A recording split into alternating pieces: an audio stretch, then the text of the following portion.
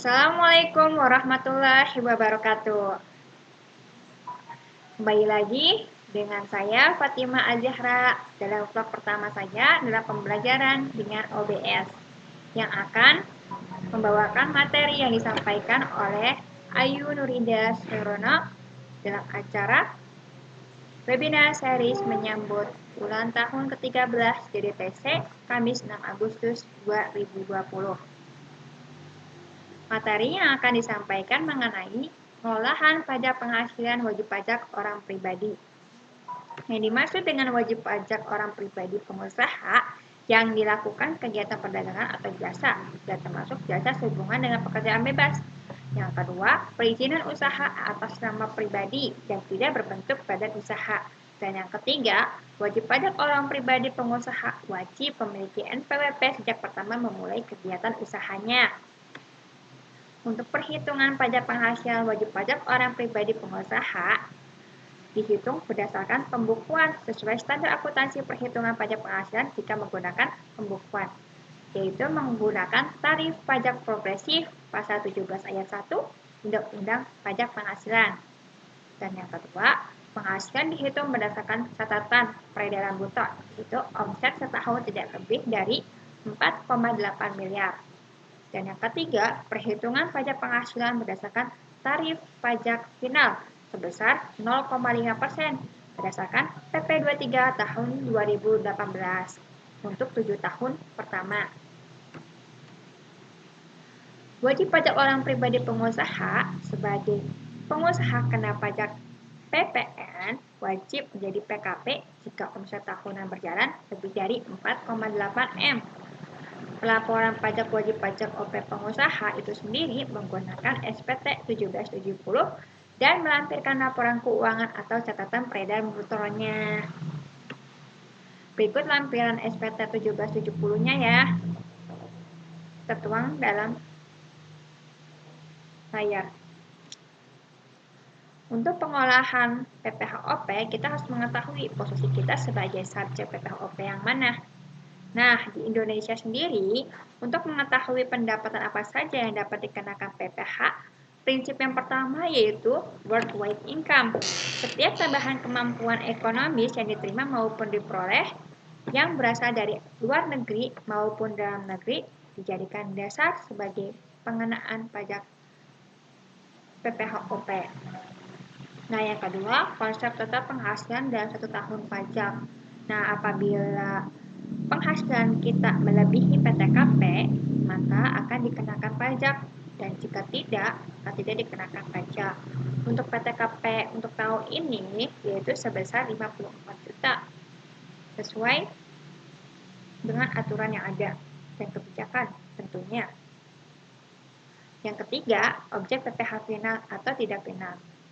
Itu yang tidak termasuk objek pajak dalam objek pajak PPHOP yang final, kalau tidak termasuk tidak dikenakan PPHOP. Yang terakhir, bukan objek pajak PPHOP, tentunya itu sudah jelas tidak akan dikenakan pajak. Untuk mengetahui kewajiban dan hak kita sebagai wajib pajak, antara lain yang pertama, kewajiban kita mendaftarkan diri untuk memperoleh NPWP, itu dalam hal ini identitas kita. Yang kedua, menghitung besaran pajak yang terutangnya. Yang ketiga, setor dan lapor pajak. Yang keempat, membuat pembukuan atau pencatatan. Dan yang kelima, mentaati pemeriksaan pajak dan lain-lain. Untuk hak wajib pajak itu sendiri, antara lain, hak atas kelebihan pembayaran pajak, hak perlindungan kerahasiaan, hak untuk mengangsur atau menunda pembayaran.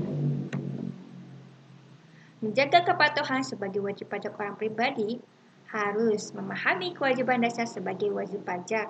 Yang kedua, tepat waktu dalam melakukan penyetoran dan pelaporan. Yang ketiga, meminta dan menyimpan bukti potong pajak sebagai bukti pembayaran dan sebagai bukti kredit pajak. Dan yang terakhir, tidak segan untuk bertanya pada pihak yang tepat. Tentunya di sini representatif menjadi sasarannya. Untuk meminimalkan risiko pajak, kita harus menghindari sanksi administrasi berupa denda dan bunga. Yang kedua, menghindari risiko pemeriksaan pajak. Yang terakhir, mendaftar sebagai pengusaha kena pajak PPN jika sudah memenuhi syarat kewajiban. Syarat di sini tentunya omset sudah melebihi 4,8 M. Untuk memanfaatkan fasilitas pajak, kita mendapatkan pengembalian pendahuluan pasal 17D Undang-Undang KUP, insentif pajak pasal 21, insentif pajak final PP 23 2018, insentif angsuran PPh pasal 25. Untuk mekanisme pengembalian pendahuluan sebagai berikut, tertuang di dalam layar. Kita lihat saja, bisa dilihat. Masalah terkait WPOP. Beliau mengambil data tahun 2018 bersumber dari laporan tahun 2018 DJP. Di sini untuk realisasi 2017-2018 ternyata tidak terlalu signifikan untuk realisasinya.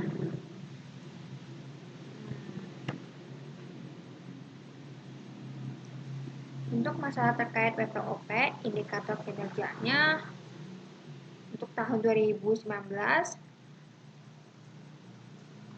persentase kepatuhan WP badan dan OP non karyawan target 60%, realisasi 62,8%. Untuk persentase tingkat kepatuhan WP formal WP badan dan OP non karyawan target 70%, realisasi 72,52%. Persentase WP badan dan OP non karyawan yang melakukan pembayaran target 50%, realisasi 51,64%. Wah, ternyata tidak terlalu signifikan ya realisasinya dari target. Hasil penelitian pun demikian di kabupaten atau kota wilayah Banten. Faktor yang mempengaruhi kepatuhan wajib pajak, yang pertama, kurangnya pengetahuan perpajakan.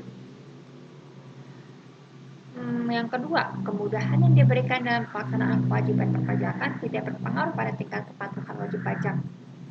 Dan yang ketiga, sanksi administrasi perpajakan tidak berpengaruh terhadap kepatuhan wajib pajak. Dan yang terakhir, tingkat kepatuhan rendah dikarenakan masyarakat mendaftarkan NPWP hanya untuk memenuhi persyaratan tertentu. Wah, sangat mungkin ini DJP-nya yang dari kurang sosialisasinya, dan wajib pajak itu sendiri harus banyak belajar mengenai pengetahuan perpajakan ya, dasarnya kurangnya kesadaran juga mengenai sanksi administrasi. Sekian dan terima kasih. Terima kasih atas perhatiannya. Apabila ada pertanyaan, apabila ada kritik dan saran, kami terima.